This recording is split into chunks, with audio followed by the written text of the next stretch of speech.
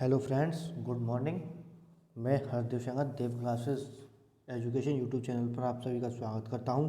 आज लेकर आए हैं हम आपके सामने 2 दिसंबर 2020 की करंट अफेयर, जो आपके लिए हर एग्ज़ाम्स में पूछे जाने वाले में बेनिफिट रहेगी। एसएससी है, बैंक है, कोई भी एग्ज़ाम है जिन सभी में करंट अफेयर पूछी जाती है उन सभी के लिए ये वेरी हेल्पफुल रहेगी। अगर आप हमारे चैनल से पहली बार जुड़ रहे हैं तो हमारे चैनल को सब्सक्राइब कीजिए और लाइक कीजिए, वीडियो पसंद आती है और उसको शेयर कीजिए और वीडियो को अंत तक देखिए, जिससे कि आपको एक एक डाउट क्लियर हो जाए। अगर आप हमारे चैनल से पहली बार जुड़े हैं और हमारे इससे जुड़ रहे हैं तो हमारे से सोशल मीडिया हैंडल्स के जरिए भी हमसे जुड़ सकते हो। इंस्टाग्राम और ये है फेसबुक और ये है टेलीग्राम। ठीक है, अब चलते हैं हम आज के फर्स्ट क्वेश्चन नंबर फर्स्ट पर। तो क्वेश्चन नंबर हमारा फर्स्ट कह रहा है कि क्वेश्चन नंबर फर्स्ट है, अरब खाड़ी देशों का पहला कोयला आधारित पावर प्लांट कहाँ विकसित किया जा रहा है? नंबर 1 तुर्की, number 2 Dubai, number 3 Iran, number 4 Mongolia. तो इसका राइट ऑप्शन है हमारा दुबई। इसका राइट ऑप्शन कौन सा हो गया? क्वेश्चन नंबर फर्स्ट का हो गया बी। क्या? बी मतलब दुबई। दुबई, ठीक है, इसका राइट ऑप्शन दुबई हो गया। अब हम चलेंगे इसके डिस्कशन पर। तो डिस्कशन क्या कह रहा है वो भी देखते हैं क्वेश्चन नंबर फर्स्ट का। ठीक है, क्वेश्चन नंबर फर्स्ट, अरब देशों का पहला कोयला आधारित पावर प्लांट संयुक्त अरब अमीरात दुबई के शोरूम में, मतलब कहाँ पे? शोएब, ठीक है, शोएब में स्थापित किया जाएगा। हसाइन क्लीनर पावर स्टेशन का कुल 3.4 बिलियन डॉलर की अनुमानित लागत पर स्थापित किया जा रहा है, जो कि 2400 मेगावाट पावर मुहैया कराएगा। यह परियोजना में प्रत्येक 600 मेगावाट की 4 इकाइयाँ शामिल की गई हैं, जिसमें 2.5 लाख घरों को पर्याप्त बिजली मुहैया कराएगी। मतलब स्टेशन की कुल अनुमानित स्थापित करने की लागत कितनी है? 3.4 बिलियन डॉलर है। और कितना होगा? जो कि कितनी मुहैया कराएगा? 2400 मेगावाट। ठीक है, अब चलेंगे हम नेक्स्ट क्वेश्चन नंबर सेकंड पे। तो क्वेश्चन नंबर सेकंड हमारा क्या कह रहा है? क्वेश्चन नंबर हमारा सेकंड कह रहा है कि उम्र भर लोगों से जुड़ने वाले किस समाचार पत्र के चेयरमैन स्वर्गीय रमेश चंद्र अग्रवाल के नाम पर डाक विभाग ने डाक टिकट जारी किया है? तो नंबर 1 है Dainik Bhaskar, number 2 Prabhat Khabar, number 3 Hindustan, number 4 है नव भारत टाइम, मतलब NBT। तो इसका राइट ऑप्शन कौन सा होगा? इसका राइट ऑप्शन है हमारा क्वेश्चन नंबर सेकंड का फर्स्ट, दैनिक भास्कर। तो ए क्या हो गया? दैनिक भास्कर। क्या आंसर है? दैनिक भास्कर। अब हम इसके डिस्कशन में चलेंगे। तो डिस्कशन में देखते हैं क्या है डिस्कशन कह रहा है हमारा कि क्वेश्चन नंबर कौन से का है? ये सेकंड का। तो दैनिक भास्कर, उम्र भर लोगों से जुड़ने वाले दैनिक भास्कर के चेयरमैन स्वर्गीय रमेश चंद्र अग्रवाल के 76वें जन्म दिवस पर उनके नाम पर डाक विभाग ने डाक टिकट जारी किया है। यह टिकट 12 राज्यों के मुख्यमंत्रियों और 4 राज्यपालों को भेंट किया गया है, जिसे उन्हें लोकार्पित किया है। उन्होंने क्या किया? मतलब 12 स्टेट के कितने और 4 राज्यपालों को, मतलब 12 स्टेट के मुख्यमंत्रियों, मतलब CM, ठीक है, CM ले लो ऐसे। तो कौन कौन से हैं? 12 स्टेट, 12 राज्य के मुख्यमंत्री,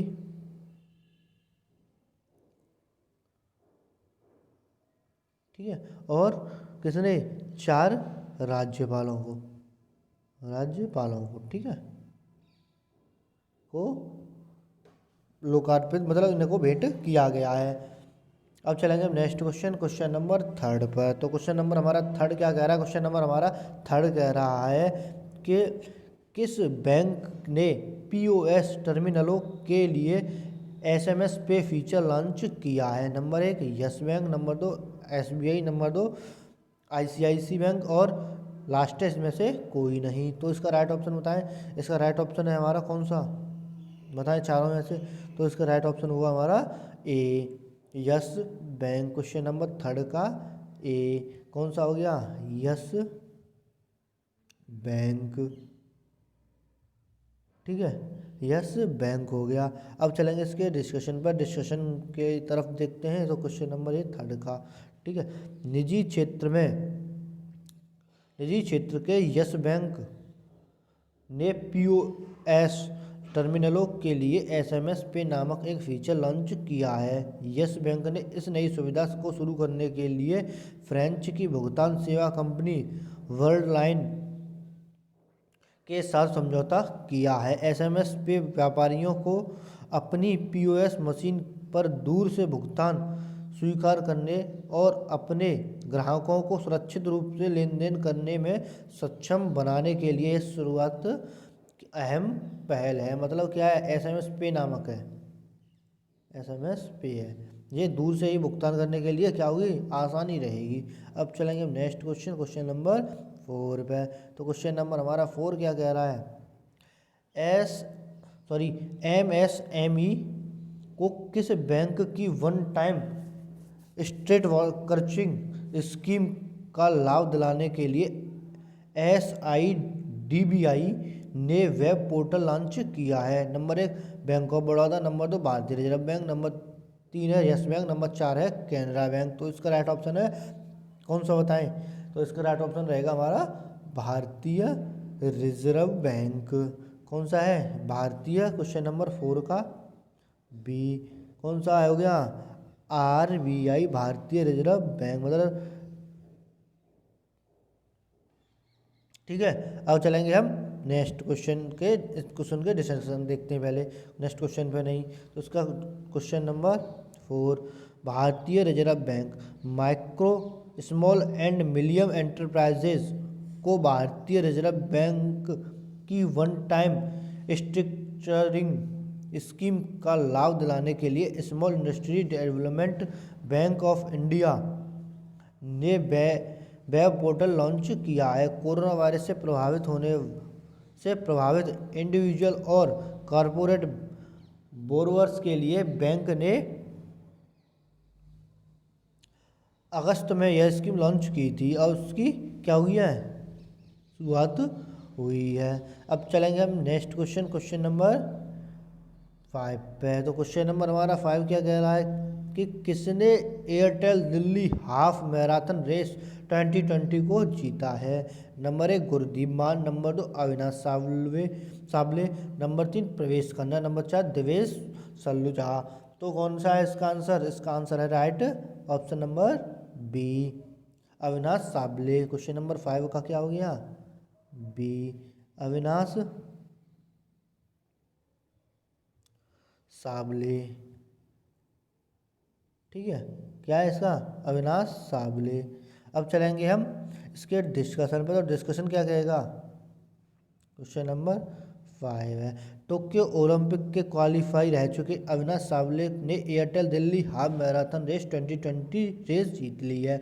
उन्होंने 1 आवर 30 मतलब 1 मिनट 30 में राष्ट्रीय रिकॉर्ड तोड़ दिया है। वेनिंग ने 58 पॉइंट रेशियो 53 में पुरुष की दौड़ जीती। श्री नून बुगाथा दूसरे स्थान पर रहे हैं, जिन्होंने 1 घंटे 4 मिनट 16 सेकंड का समय निकाला, जबकि दुर्गा बहादुर बुद्धा 1 घंटे 4 मिनट 19 सेकंड के समय से तीसरे स्थान पर रहे।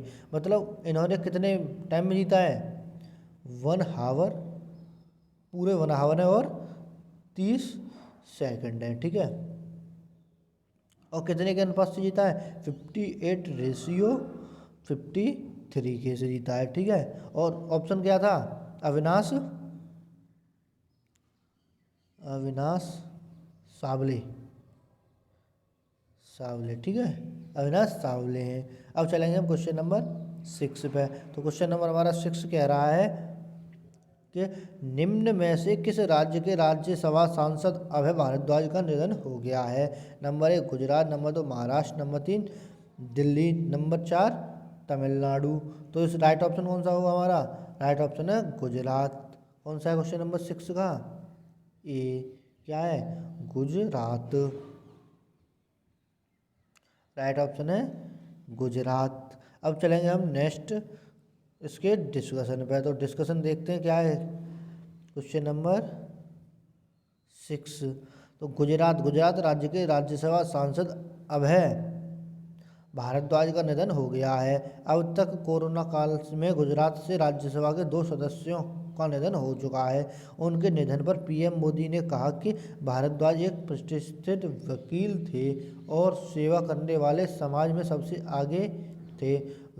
यह दुख की बात है कि हमने एक उज्जवल और आनंदमयी शख्स को खो दिया है। मतलब क्या नाम था? अभय भारद्वाज। ठीक है। और 2 सदस्य अब तक राज्यसभा के 2 सदस्य जो हैं उनके क्या कोरोना के कारण निधन हो चुका है। अब चलेंगे हम नेक्स्ट क्वेश्चन है हमारा 7। तो क्वेश्चन नंबर 7 कह रहा है हमारा क्वेश्चन नंबर 7, नरेंद्र सिंह तोमर ने कितने राज्यों में शहद उत्पादन के लिए हनी फार्मर प्रोड्यूस ऑर्गेनाइजेशन की स्थापना की है? 11, 2, 5 और 7। तो इसका राइट ऑप्शन है 5। क्या है? 5। तो अब हम देखेंगे इसके डिस्कशन को। तो इसका ऑप्शन क्या है क्वेश्चन नंबर 7 का? सी। और सी क्या कह रहा है? 5। क्या है? 5। ठीक है। अब चलेंगे हम इसके डिस्कशन में। तो डिस्कशन बन रहा है हमारा क्या? डिस्कशन कह रहा है कि क्वेश्चन नंबर 7, केंद्रीय कृषि एवं किसान कल्याण मंत्री नरेंद्र सिंह तोमर ने शहद उत्पादन के लिए भारत के 5 राज्य बिहार, मध्य प्रदेश, राजस्थान, उत्तर प्रदेश और पश्चिम बंगाल में honey farmer producer organisation programme का उद्घाटन किया। हनी एफपीओ कार्यक्रम का मुख्य उद्देश्य मधुमक्खी पालन उद्योगों के मुद्दों का समाधान करना एवं देश में शहद उत्पादन को बढ़ावा देना है।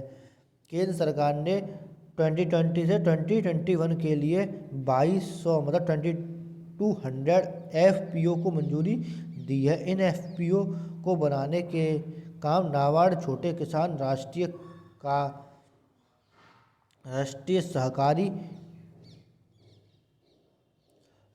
सहकारी विकास निगम और नेफेड को दिया गया है। मतलब कितने राज्य हैं? 5 राज्य हैं।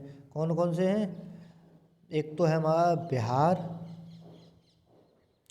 बिहार, एमपी, राजस्थान और एक है यूपी और एक है पश्चिम बंगाल। ठीक है, मतलब वेस्ट बंगाल।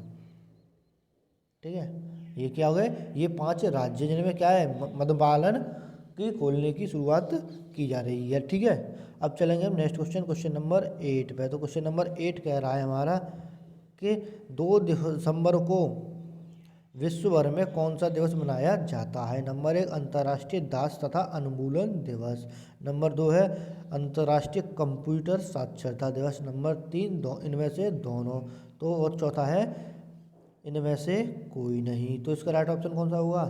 दोनों। क्या है? दोनों। तो क्वेश्चन नंबर 8 का हो गया सी, मतलब दोनों हैं। ठीक है, ऑप्शन सी। अब इसके इन दोनों के बारे में थोड़ा डिस्कशन करते हैं। तो क्या कह रहा है? क्वेश्चन नंबर 8 है तो दोनों 2 दिसंबर को विश्व भर में अंतर्राष्ट्रीय दास प्रथा उन्मूलन दिवस और अंतर्राष्ट्रीय कंप्यूटर साक्षरता दिवस मनाया जाता है। अंतर्राष्ट्रीय दास प्रथा उन्मूलन दिवस मनाने का उद्देश्य संपूर्ण विश्व के से दास प्रथा को समाप्त करना है और अंतर्राष्ट्रीय कंप्यूटर साक्षरता दिवस का उद्देश्य कंप्यूटर को महत्व का प्रसार करना है। मतलब 2 हैं हमारे, अंतर्राष्ट्रीय दास प्रथा उन्मूलन दिवस, एक है हमारा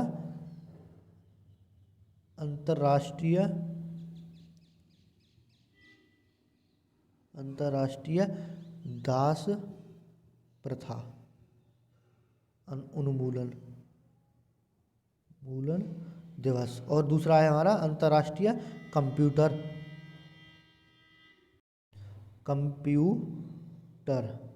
साक्षरता दिवस। ये दो हमारे क्या हैं, ये दिवस मनाए जाते हैं आज के दिन, मतलब 2 दिसंबर को। अब चलेंगे हम नेक्स्ट क्वेश्चन नंबर 9 पे। तो क्वेश्चन नंबर 9 कह रहा है कि किस राज्य में आर्गन डोनर मेमोरियल का उद्घाटन किया गया है। Number 1 Jammu Kashmir, number 2 Rajasthan, number 3 है गुजरात, नंबर 4 है बिहार। तो इसका राइट ऑप्शन कौन सा होगा, इसका राइट ऑप्शन है राजस्थान। क्वेश्चन नंबर 9 का बी क्या कह रहा है, राजस्थान। ठीक है, अब चलेंगे हम इसके डिस्कशन पे। तो डिस्कशन कह रहा है कि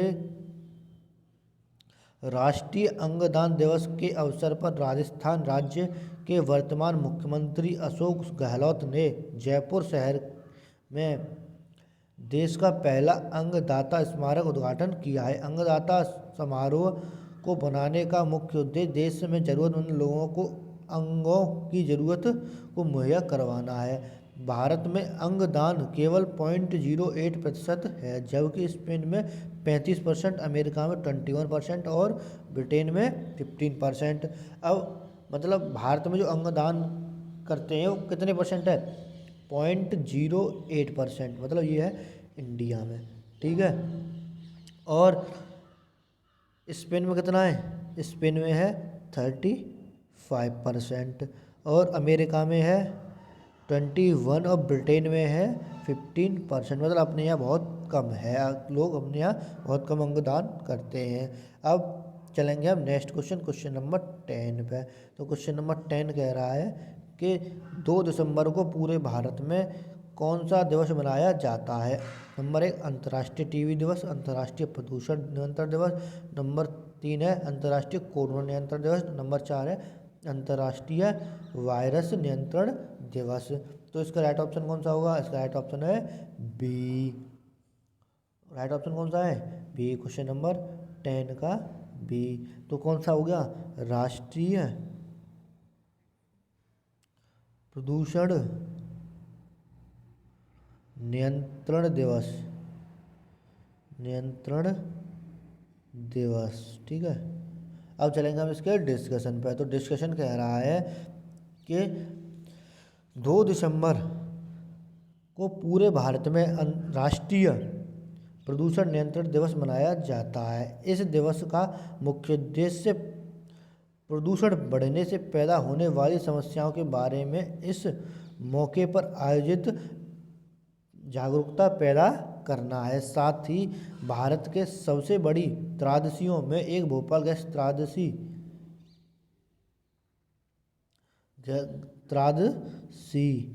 दिवस, एक सेकंड, ये गड़बड़ हो गई है। हाँ, त्रासदी वर्ष 1984 में 2 और 3 दिसंबर की रात को हुई थी, मतलब भोपाल गैस त्रासदी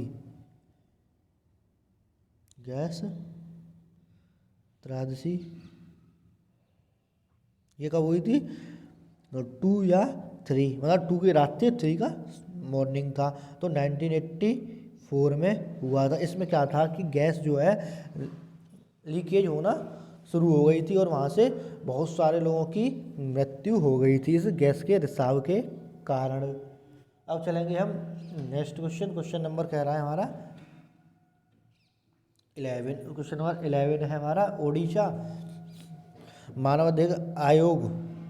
क्वेश्चन नंबर 11 है ओडिशा मानवाधिकार आयोग का नया अध्यक्ष किसे नियुक्त किया गया है। Number 1 Vijay Krishna, number 3 Patel Sudarshan, number 4 Annawal Krishna, number 4 है मूर्ति कश्यप, नंबर 5 है इनमें से कोई नहीं। इसके 4 से 5 ऑप्शन है, तो इसका राइट ऑप्शन कौन सा होगा, तो इसका राइट ऑप्शन है हमारा option number A Vijay Krishna. तो क्या है उसका, क्वेश्चन नंबर 11 का है विजय। कृष्ण। ठीक है, अब चलेंगे हम नेक्स्ट क्वेश्चन के इसके डिस्कशन पे। तो डिस्कशन कह रहा है हमारा 11। ठीक है, ओडिशा राज्य के मानवाधिकार आयोग के अध्यक्ष पद पर विजय कृष्ण पटेल को नियुक्त किया गया है। विजय कृष्ण पटेल वर्तमान में ओडिशा मानवाधिकार आयोग के अध्यक्ष बीपी दास की जगह लेंगे, जो 14 नवंबर को रिटायर हुए हैं। ओडिशा राज्य के वर्तमान गवर्नर कौन है?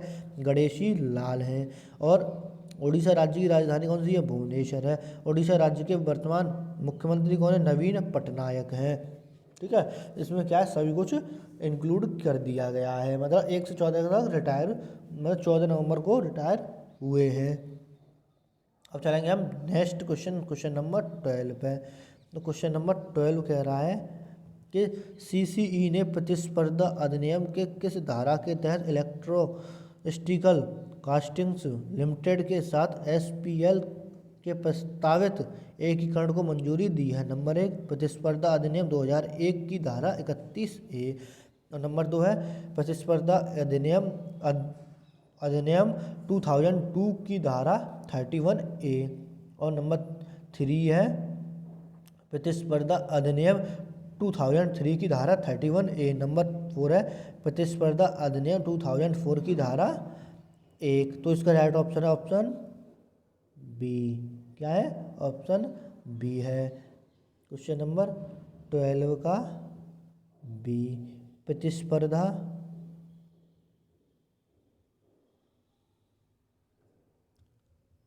अधिनियम नियम 2002 की धारा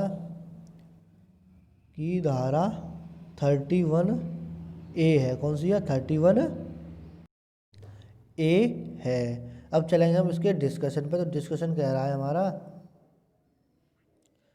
ठीक है, प्रतिस्पर्धा अधिनियम 2002 की धारा 31A। प्रतिस्पर्धा आयोग सीसीई ने प्रतिस्पर्धा अधिनियम 2002 की धारा 31A के तहत इलेक्ट्रोस्टिकल कास्टिंग लिमिटेड के साथ श्री कालहस्ती पाइप्स लिमिटेड के प्रस्तावित एकीकरण को मंजूरी दे दी है। ईसीएल और एसपीएल भारत में सार्वजनिक रूप से सूचीबद्ध कंपनी है। ईसीएल इलेक्ट्रो स्टील समूह को अंतिम होल्डिंग कंपनी है। मतलब अंतिम होल्डिंग कंपनी कौन सी है? ईसीएल समूह की। ठीक है, अब हम चलेंगे नेक्स्ट क्वेश्चन, क्वेश्चन नंबर 13 पे। तो क्वेश्चन नंबर हमारा 13 है, किस राज्य की सरकार ने जगन्नाथोडु योजना शुरू की है? Number 1 Andhra Pradesh, number 2 Bihar, number 3 Chhattisgarh, number 4 Gujarat. तो इसका राइट ऑप्शन कौन सा है बताएं आप सभी? तो इसका राइट ऑप्शन है ए, आंध्र प्रदेश। क्वेश्चन नंबर 13 का ए। क्या है? आंध्र प्रदेश।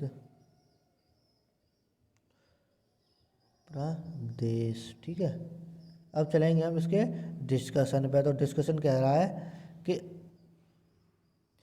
आंध्र प्रदेश राज्य की सरकार, मतलब राज्य की सरकार ने जगन्नाथोडु योजना की शुरुआत की। आंध्र प्रदेश सरकार ने सड़क विक्रेताओं को कार्यशील पूंजी ऋण मुहैया कराने के उद्देश्य से इसे शुरू किया है।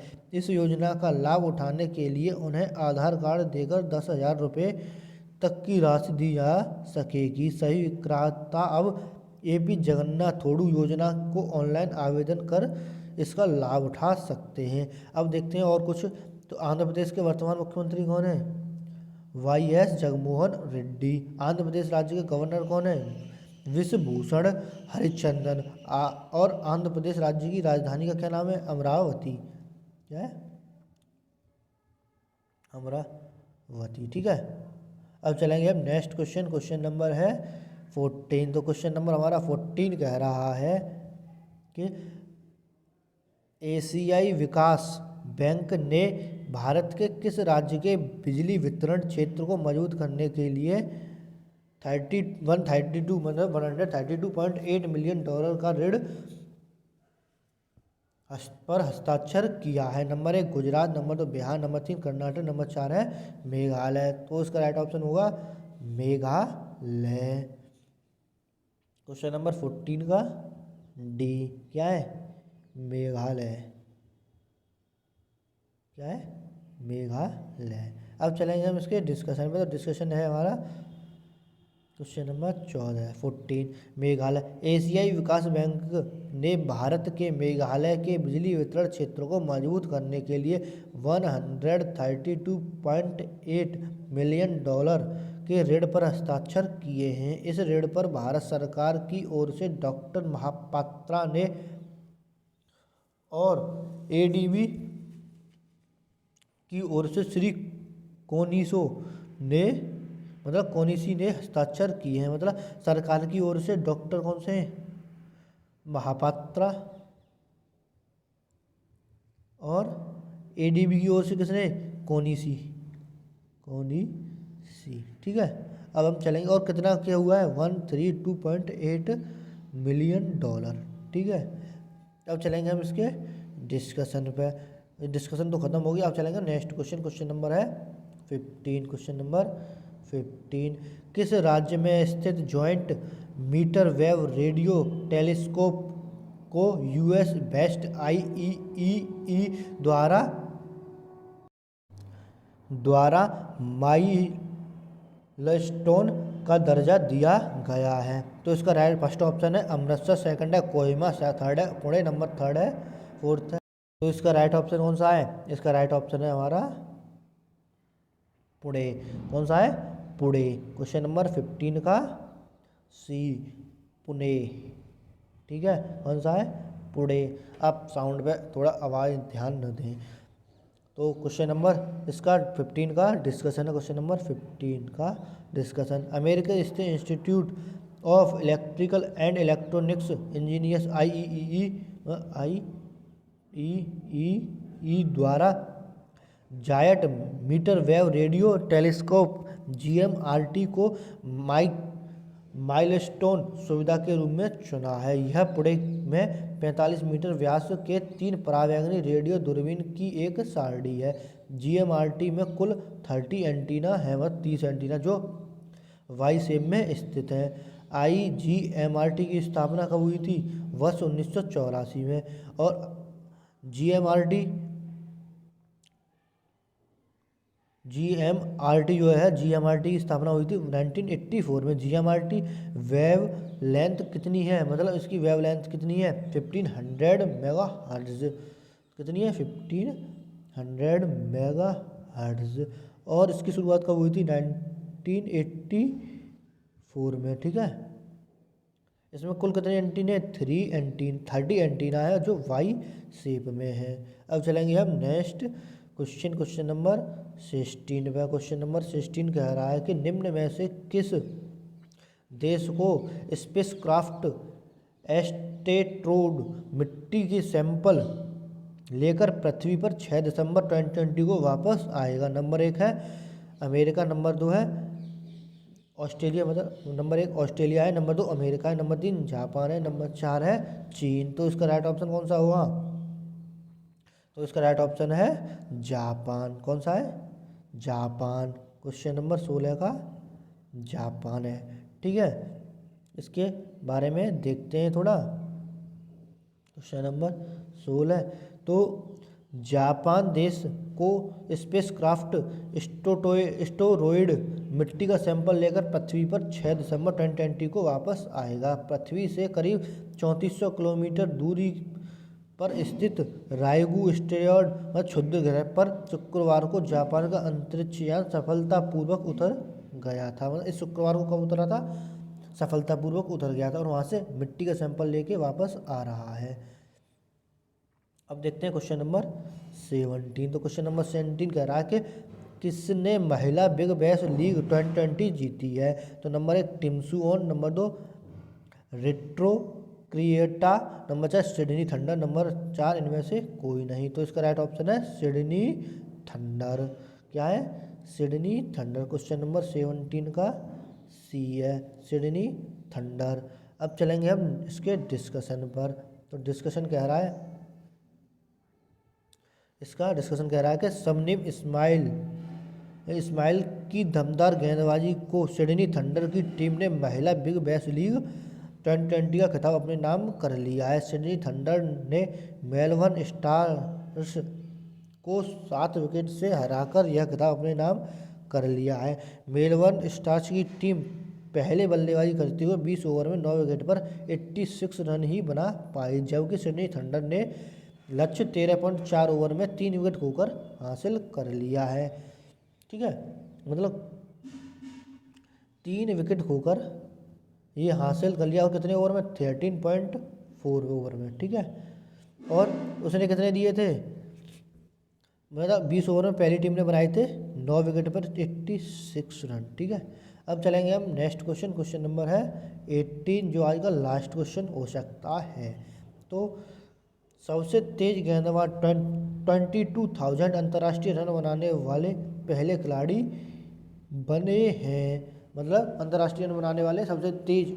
तो नंबर 1 है Virat Kohli, number 2 Mahendra Singh Dhoni, number 3 Rohit Sharma, number 4 है इनमें से कोई नहीं। तो इसका राइट ऑप्शन है विराट कोहली। तो क्वेश्चन नंबर 18 का क्या है? ए विराट कोहली, विराट कोहली। ठीक है, सभी उसको सुपर भी बोलते हैं। ठीक है, अब हम चलेंगे इसके डिस्कशन पे। तो डिस्कशन कह रहा है हमारा, भारतीय क्रिकेट टीम के वर्तमान कप्तान विराट कोहली ने 20,000 रन अंतर्राष्ट्रीय क्रिकेट रन बनाने वाले खिलाड़ी बने हैं। विराट कोहली ने यह उपलब्धि SCC में, मतलब ऑस्ट्रेलिया और भारत के बीच खेले गए दूसरे वनडे में दौरान हासिल की है। विराट कोहली ने सचिन तेंदुलकर का यह रिकॉर्ड तोड़कर नया रिकॉर्ड कायम किया, मतलब 22,000 क्या रिकॉर्ड तोड़कर, इससे मतलब 22,000 से कम है, तो इन्होंने कितने बनाए? 22,000 रन बना लिए हैं। और नाम क्या है? नाम तो सभी ने पहचान आई हुई है, विराट कोहली। ठीक है, अब चलेंगे हम इसके, डिस्कशन ख़त्म हो गया। अब अगर आपको हमारी वीडियो पसंद आती है तो हमारी वीडियो को लाइक कीजिए और हमारे चैनल को सब्सक्राइब कीजिए। अगर पहली बार जुड़ रहे हैं तो और शेयर कीजिए और बेल आइकन दबाना ना भूलिए। और ये हमारे सोशल मीडिया हैंडल्स हैं, इन पे आप हमसे जाकर जुड़ सकते हो, इंस्टाग्राम, फेसबुक और टेलीग्राम पे जाके नोट्स वगैरह सभी कुछ ले सकते हो, PDF करंट की भी मिल जाएगी। और इंस्टाग्राम पे फॉलो कर सकते हो, फेसबुक पे फॉलो कर सकते हो। तो आज के लिए बस इतना ही। Thank you.